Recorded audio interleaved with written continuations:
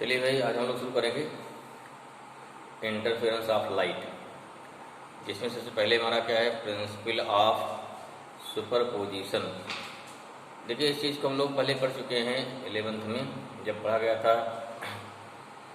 Wave में, standing wave या beats, तो वहाँ भी प्रिंसिपल ऑफ सुपरपोजिशन आया था। वही सेम प्रिंसिपल यहाँ कोई नया नहीं है। मीन्स क्या होता है, when two or more wave are propagate in a medium without disturbing their properties, then the resultant displacement of the wave is equal to vector sum of displacement of all the wave। Means अगर मान लीजिए क्या different wave हमारी हैं, अगर उनके displacement y1 है, y2 है, y3, y4 डॉट डॉट, तो टोटल कितना टोटल हो जाएगा, y equal to y1 plus y2 plus y3 जोड़ लेंगे। ठीक है ना। मीन्स सिंपल से कोई पार्टिकल चल रहा है, एक पार्टिकल चल रहा है, सॉरी कोई पार्टिकल वाइब्रेट कर रहा है, मीडियम वेव आई, पार्टिकल मीडियम में क्या है, अगर कोई वेव मूव करेगी तो उस वेव के प्रेजेंट में कोई पार्टिकल वाइब्रेट करेगा। ठीक है। अब अगर मान लीजिए उसी समय कोई दूसरी वेव आ गई, wave means what, wave means only energy. पहले पार्टिकल इतना वाइब्रेशन था, उसका एनर्जी और मिल गई, वाइब्रेशन बढ़ गया। ठीक है ना। अगर सेम फेज मिल रहा है तो वाइब्रेशन बहुत ज़्यादा बढ़ जाएगा, किसी का अपोजिट फेज है क्या हो जाएगा, तो उल्टा हो जाएगा। तो यही क्या है, यही हमारा रहेगा प्रिंसिपल ऑफ सुपरपोजिशन। इस प्रिंसिपल ऑफ सुपरपोजिशन की 4 कंडीशंस हैं। ठीक है। मतलब किस प्रकार से दो वेव आपस में क्या है, आपस में सुपरइम्पोज होती हैं, उसके बेस पर डिफरेंट डिफरेंट फिनोमेना होते हैं। ठीक है। जिसमें आपका interference of light and diffraction, जो प्रिंसिपल ऑफ सुपरपोजिशन का रिजल्ट है, ये आपका है ऑप्टिक्स में। और स्टैंडिंग वेव और बीट्स जो कि है साउंड में, इसको हम लोग पढ़ चुके हैं 11th में। ठीक है ना। इन सब में क्या डिफरेंस है थोड़ा भी क्लियर होना चाहिए। ठीक है ना। जैसे होता क्या था, जब आप पढ़ें स्टैंडिंग वेव में, उसमें क्या था, when two sound wave are moving in a bound medium, but क्या था, बट इन अपोजिट डायरेक्शन, तो उसके इंटरफेरेंस से, सॉरी तो उसके सुपरपोजिशन से जो वेव बनी थी वो हमारी क्या थी, साउंड वेव थी। बीट्स क्या था, उसमें फिर 2 साउंड वेव चलती हैं, दोनों साउंड वेव के बीच में जो फ्रीक्वेंसी डिफरेंस रहेगा वो बहुत ही कम रहेगा। कम माने कितना, लेस देन 10 हर्ट्ज। तो उस कंडीशन पे अगर दोनों साउंड वेव साथ साथ मूव कर रही हैं तो उनकी सुपरपोजिशन से साउंड की फ्रीक्वेंसी क्या होती है, इंक्रीज होती है एंड डिक्रीज होती है। तो अगर फ्रीक्वेंसी इंक्रीज डिक्रीज होगी तो उसे क्या बोलते हैं, बीट्स। ये तो पढ़ चुके हैं 11th में। 12th में क्या पढ़ना है, पहला हमारा इंटरफेरेंस है। इसमें कंडीशन क्या है, ये भी सुपरपोजिशन ही है। कंडीशन क्या इसमें है, अगर 2 आपके पास लाइट वेव है, ठीक है, साउंड के लिए भी इंटरफेरेंस होता है, 2 लाइट वेव है, अगर दोनों कंडीशन क्या, दोनों के या तो एम्पलीट्यूड सेम हो या बहुत ही स्मॉल डिफरेंस हो। ठीक है। फ्रीक्वेंसी बिल्कुल सेम होनी चाहिए, फेज डिफरेंस या तो 0 हो, अगर 0 नहीं है तो दोनों के बीच अगर कांस्टेंट फेज डिफरेंस होगा। तो इस प्रकार से अगर 2 वेव क्या है, किसी मीडियम में मूव करेंगी तो उनके सुपरपोजिशन से क्या हो गया, उनके सुपरपोजिशन से अगर लाइट है या साउंड है तो कुछ पॉइंट पर इंटेंसिटी क्या होगी, मैक्सिमम होगी, कुछ पॉइंट पर इंटेंसिटी क्या होती है, मिनिमम होती है। इसी इवेंट क्या बोलते हैं, इसी इवेंट बोलते हैं इंटरफेरेंस ऑफ लाइट या इंटरफेरेंस ऑफ साउंड। इसको सिंपली देख सकते हैं, जैसे रेडियो है, रेडियो चाहे आपका रेडियो ट्रांसमिशन बज रहा हो या चाहे मोबाइल में बज रहा हो, क्या करिए, किसी प्लेस ले जाएंगे, किसी डायरेक्शन में घुमाइए, रेडियो का मुंह घुमाइए उसका, या मोबाइल को का फेस घुमाइए, चेंज करिए, तो किसी डायरेक्शन में क्या होता है, उसकी आवाज़ बहुत बढ़िया आती है, क्लियर आती है। डायरेक्शन चेंज करिए तब क्या होता है, वहाँ साउंड क्या होती है, कम हो जाती है। क्यों ऐसा है, due to interference of light. या यहाँ क्या साउंड, उसमें रेडियो वाले में क्या हो जाएगा, due to interference of sound. जहाँ वेव मिलती है सेम फेज में इंटेंसिटी मैक्सिमम हो जाएगी, अगर वेव मिल रही है अपोजिट फेज में तो इंटेंसिटी मिनिमम हो जाएगी। ठीक है। इस प्रकार से साउंड की इंटेंसिटी घटती बढ़ती रहती है, ऐसी लाइट की इंटेंसिटी घटती बढ़ती रहेगी। ठीक है।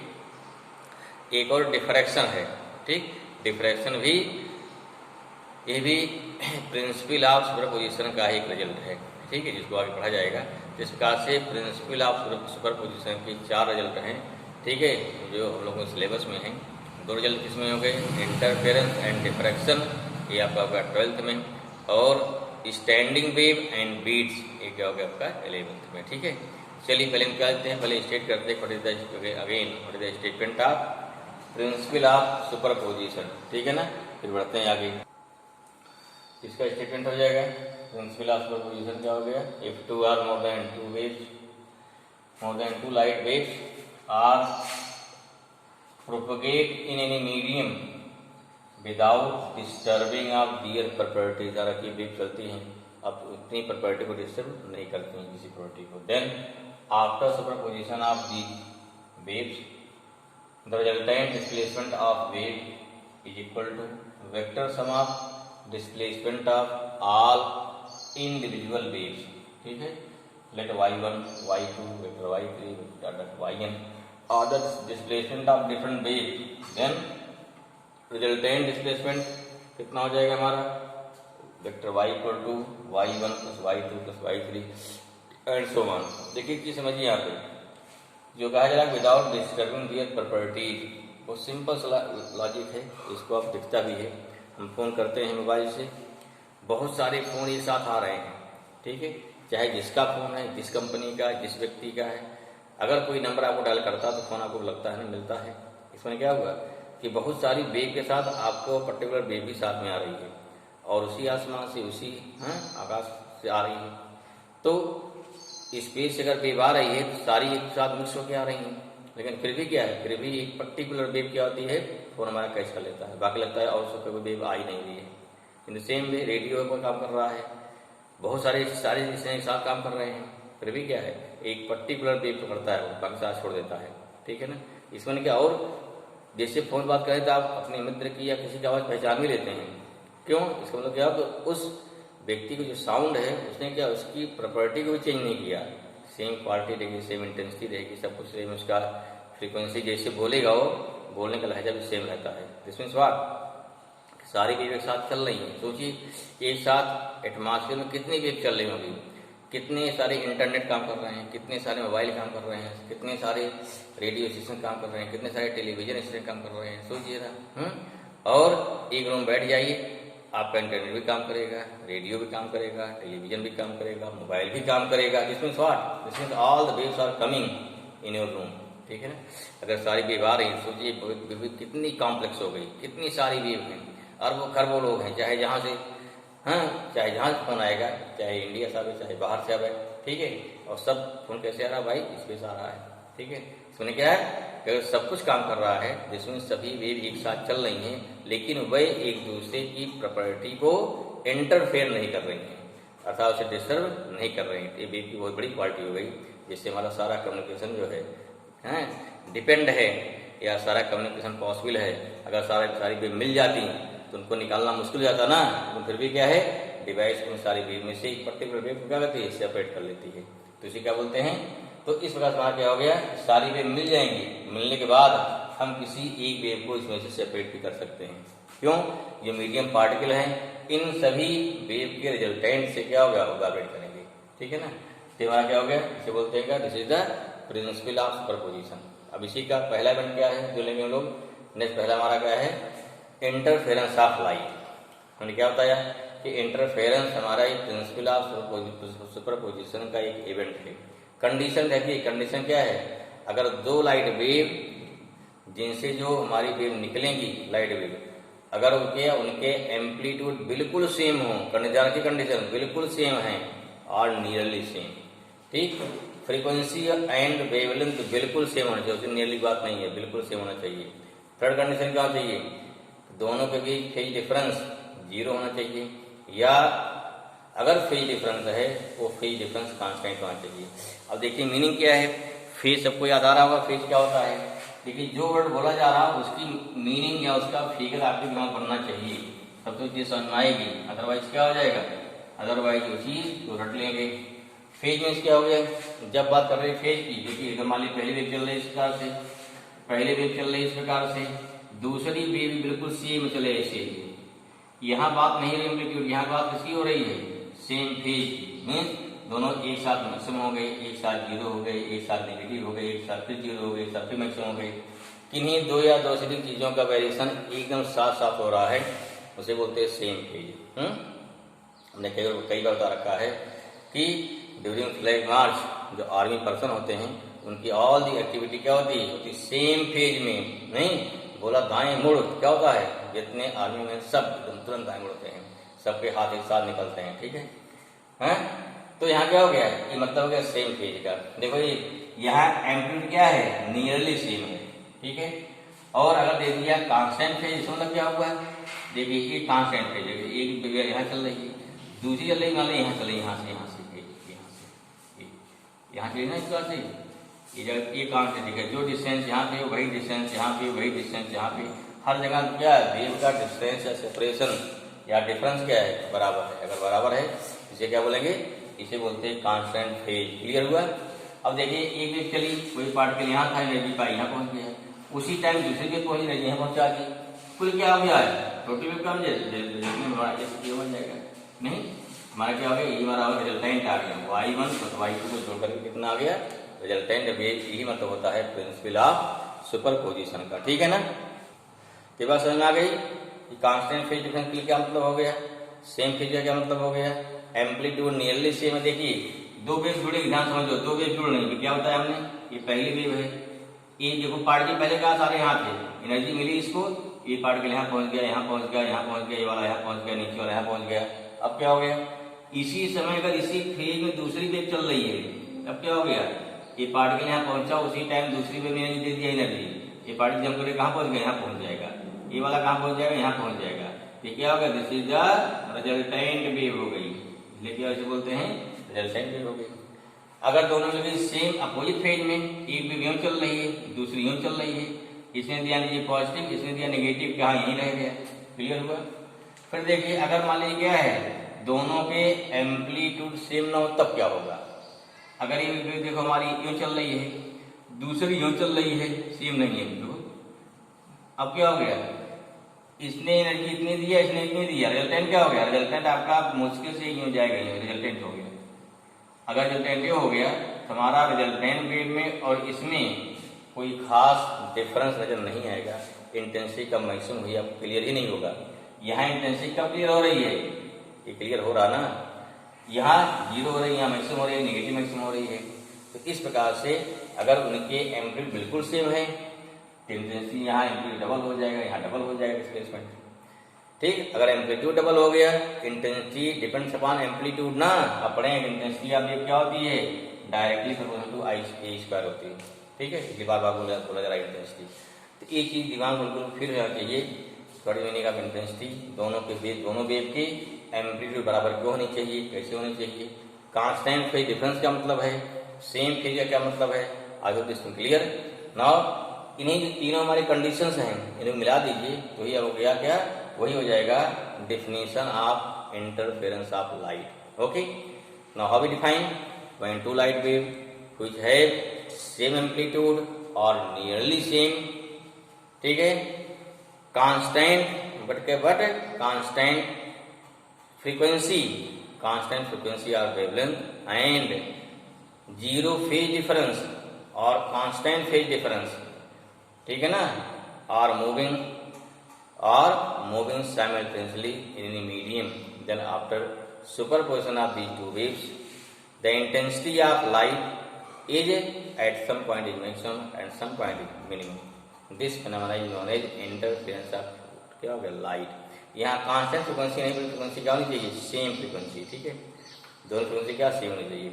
और क्या हो गया, the point at which intensity of light is maximum is known as constructive interference, and the point at which intensity of wave is minimum is known as destructive interference। यहाँ दो टाइप का इंटरफेरेंस है, हमें यही फिर बनेंगे numerical, किस point पे कंस्ट्रक्टिव इंटरफेरेंस है, कहाँ हमारा क्या है डिस्ट्रक्टिव इंटरफेरेंस है, इसको हमको देखना है, ठीक है ना। चलिए लिखते हुए नोट करिए इसको फट से। तो क्या इंटरफेरेंस ऑफ लाइट वेव, क्या कंडीशन है कि सारी कंडीशन ने क्या मर्ज कर दिया, किया नहीं, इसमें ध्यान देखिए। When two light waves which have same frequency or which have not two light waves which have same or nearly same amplitude and zero phase difference or constant phase difference, but same frequency of waves are moving simultaneously in any medium, then after superposition of these two waves, after superposition of the two waves, the resultant intensity of both wave at some point is maximum, whereas at some point is minimum. This phenomena is known as interference of light. Simple है, आपने क्या किया, तीनों condition याद कर लिया, उन्हीं तीनों कंडीशनों को लिख करके एक सेंटेंस बना देना है. ओके, तो this is the definition of interference of light. Now the point at which resultant intensity is maximum is known as constructive interference, and the point at which resultant intensity is minimum is known as destructive interference. Okay, जहाँ पर मिलेगा constructive interference वहाँ बहुत तेज चमकेगा, जहाँ destructive वहाँ बहुत कम चमकेगा. ऐसे ही sound case में जहाँ मिलेगा कंस्ट्रक्टिव इंटरफेरेंस वहाँ साउंड बहुत तेज सुनाई पड़ेगी, जहाँ मिलेगा डिस्ट्रक्टिव इंटरफेरेंस वहाँ साउंड बहुत धीमी सुनाई पड़ेगी. ठीक है, हमने दिया एग्जाम्पल रेडियो का, मोबाइल वीडियो बजाइए तो मिल जाएगा आराम से, कोई दिक्कत नहीं है. ठीक है, आप देखिए मोबाइल का फेस चेंज करिए, प्लेस चेंज करिए, किसी किसी पॉइंट पे आवाज़ बढ़िया बहुत साफ आती है, किसी किसी पॉइंट पे आवाज़ धीमी हो जाती है. क्यों? Due to this constructive and destructive interference. ठीक है, देखिए इंटेंसिटी क्या है, कंस्ट्रक्टिव में एकदम मैक्सिमम हो गई, डिस्ट्रक्टिव में एकदम मिनिमम हो गई. लेकिन ऐसे भी चले पॉइंट है जहाँ मैक्सिमम से कम ज़्यादा हो, जहाँ मैक्सिमम से कुछ कम हो, जीरो से मिनिमम कुछ ज़्यादा हो. ठीक है, तो इंटेंसिटी में जैसे क्या मैक्सिमम 10 है, मिनिमम 0 है, तो जहाँ पर इंटेंसिटी 6, 7, 8 रहेगा वहाँ भी बात थोड़ा सुनाई पड़ेगी. लेकिन जहाँ इंटेंसिटी 2, 3 हो गई तो भी क्या हो जाएगी, इंटेंसिटी काफ़ी कम हो जाएगी ना. तो इस प्रकार से क्या, this is the meaning of interference of light. ठीक है, और एग्जाम्पल देखिए, जैसे कभी देखा हो, ध्यान दिया हो, अगर रोड पर जहाँ पे ऑटोमोबाइल की दुकानें होती हैं, अगर मान लिया रोड पर उन्होंने क्या किया, डीजल या क्या मोबिल फेंक दिया हो, तो एक पतली सी क्या परत बन जाएगी. ठीक है, या पानी पर वाटर पर क्या, एक थोड़ा ऑयल डाल दीजिए, पतली परत बन जाएगी. उसको रखो धूप में, वो क्या होती है, वो किसी किसी प्लेस से बहुत तेज चमकती है. ठीक है, हर जगह नहीं, कहीं से बहुत तेज चमकती है. क्यों? ये भी होता है due to interference of light. वहाँ लाइट क्या है, या गिरती है, क्या होगी, कुछ लाइट कहाँ से लौट जाएगी, पहले ऊपर वाली परत से, कुछ अंदर जाके निचली परत लौटेगी. इस प्रकार से दोनों क्या होता है, दोनों में जाएगा फेज डिफरेंस आ जाएगा. अगर वो फेज डिफरेंस कहाँ मिल गया, कितना मिलेगा, किसी पॉइंट पर फेज डिफरेंस कांस्टेंट या 0 मिल गया तो वहाँ इंटेंसिटी बहुत ज़्यादा हो जाएगी. अगर फेज डिफरेंस मिल गया अपोजिट, बिल्कुल इंटेंसिटी क्या हो जाएगी, मिनिमम आ गई. तो this is the theoretical study of क्या हो गया, interference of light. This definition, not theoretical study, this is definition and this is the actual meaning with example of interference in light as well as interference in sound. But हमें syllabus यहाँ क्या है 12th में, interference of light है. चलिए अब क्या देखते हैं, अब इसको देखना है मैथमेटिकल एक्सप्रेशन. ठीक है, हम कैसे इसको देखेंगे मैथमेटिकली. ठीक है, यह एक फार्मूला यूज करेंगे, ध्यान रखिएगा. फार्मूला क्या पीछे बता चुके हैं कि फेज डिफरेंस और पाथ डिफरेंस में क्या रिलेशन होता है, याद है, फार्मूला होता है, भाई नोट कर लो, नहीं याद है क्योंकि इसकी जरूरत पड़ेगी. है रिलेशन लिख लीजिए, उसके मैथमेटिकल एक्सप्रेशन में इसकी जरूरत पड़ेगी. पता नहीं याद है, नहीं याद है, लेकिन फिर भी याद होना चाहिए. हाँ, क्या होता है, पढ़ेंगे आप, डेल्टा फाई क्या होता है, डेल्टा फाई इक्वल टू होता है 2 पाई बाई लेमडा इंटू होता है डेल्टा एक्स. इसे क्या बोलते हैं, इसे बोलते हैं फेज डिफरेंस. ठीक है ना, इसे क्या बोलते हैं, पाथ डिफरेंस. ठीक है, मीनिंग क्या होगी, देखो जैसे ये वेव यहाँ चले, ध्यान दीजिए, ये वेव चल रही यहाँ से. ठीक है, दूसरी वेव चल रही यहाँ से चल रही यहाँ से. ठीक है, क्लियर हुआ. अब कितना पार्ट है, देखो अब कितना होगा इसमें, या ये वेव चल रही, देखो यहाँ से, ये वेव चल रही हमारी यहाँ से, दूसरी वेव चल रही यहाँ से. क्लियर हुआ. अब देखिए यहाँ क्या मान लिया गया, वाई हो गया, यहाँ एक क्या चीज मान लीजिए आप, यहाँ एक्स हो गया, यहाँ वाई हो गया, एक्स हो गया ना. यहाँ देखिए वेव है दो, फर्स्ट वेव हो गई, सेकंड वेव हो गई, फर्स्ट हो गई, सेकंड हो गई ना, फर्स्ट सेकंड हो गई. कितना पार्ट, यहाँ क्या हो गया, लेमडा पार्ट डिफरेंस हो गया. देख कितना हो गया, यहाँ हो गया पाथ डिफरेंस, कितना आ गया, लेमडा. फेज डिफरेंस कितना आएगा, अरे भाई यहाँ से देखो इतना है, यहाँ से यहाँ 90 हुआ, 0 से मैक्सिमम, फिर 90 हुआ, फिर 90 हुआ, फिर 90 हुआ, कितना आया फेज डिफरेंस 2 पाई, या हो गया 360 डिग्री। ठीक है, इसमें कितना देखो हो जाएगा, यहाँ से यहाँ लेमडा, यहाँ कितना हो गया लेमडा बाई 2, इसमें क्या हुआ यहाँ हो गया पाथ डिफरेंस, कितना हुआ पाथ डिफरेंस हो गया लेमडा बाई 2। फेज डिफरेंस कितना आ जाएगा, इसको नोट कर लो भाई, इसे क्लियर रहे, बाद काम आएगा ये। देखो कितना हो गया, यहाँ से यहाँ तक पहुंचते हैं 0 से मैक्सिमम ना, 0 से 90, फिर 90 फिर 0 पहुंच गए, कितना हो गया ये हो गया पाई हो गया, कितना होता 180 हो गया। क्लियर हुआ। अगर एक चीज यहाँ चालू होता, देखिए यहाँ से वेव यहाँ चल रही है, दूसरी यहाँ चल रही है, अब कितना फेज डिफरेंस हो गया, यहाँ हो गया 90 और पाई बाई 2 का फेज डिफरेंस, ऐसे निकालेंगे पाथ डिफरेंस। ठीक है, तो इसका क्या है, ये हमारी क्या हो गई, ये रिलेशन हो गया इसमें phase difference and path difference, जो कि एकदम क्लियर होना चाहिए, तब जिससे आपको इंटरफेरेंस की सारे लॉजिक सारे एक्सप्रेशन अब आपको क्लियर हो जाएंगे। ठीक है, अदरवाइज रटना ना पड़े चीज़ों को, कैसे आ रहा है, क्यों आ रहा है, अगर इंटेंसिटी मैक्सिमाइज किया होगा, मिनिमाइज किया होगा, किस किस कंडीशन में मिनिमम आएगी, कभी पूछा जाएगा पार्ट डिफरेंस टर्म में, कभी पूछा जाएगा फेज डिफरेंस टर्म में, तो दोनों आपको एकदम क्लियर होना चाहिए जिस फार्मूला। ओके ना, चलिए इतने सिंपल पढ़ते हैं, इस वीडियो में पढ़ेंगे हम लोग। ठीक है, mathematical expression of interference of light. Okay ना, ओके।